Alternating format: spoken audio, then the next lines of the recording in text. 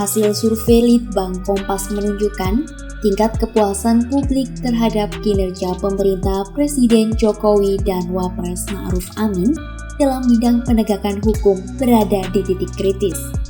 Beberapa hasil penegakan hukum menuai kekecewaan, mulai dari pemberantasan korupsi, kasus suap, serta kasus jual beli hukum.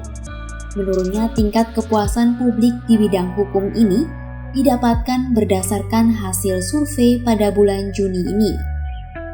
Tingkat kepuasan terhadap kinerja pemerintah Jokowi Ma'ruf pada penegakan hukum berada di kisaran 57,5%. Angka ini mengalami penurunan cukup besar, yakni turun 8,4% dibanding masa survei Januari 2022.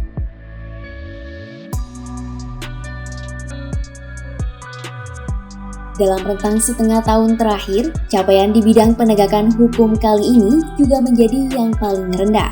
Sebelumnya, tingkat kepuasan ini pernah turun 5% pada pengukuran Oktober 2021. Namun, apresiasi kinerja penegakan hukum kembali menguat pada survei Januari 2022. Sementara dalam hasil survei yang terbaru, penurunan paling signifikan terlihat dalam aspek pemberantasan korupsi, kolusi, dan nepotisme dengan tingkat kepuasan hanya tersisa di angka 50%. Angka tersebut mengalami penurunan 13% dibandingkan dengan capaian pada survei Januari lalu.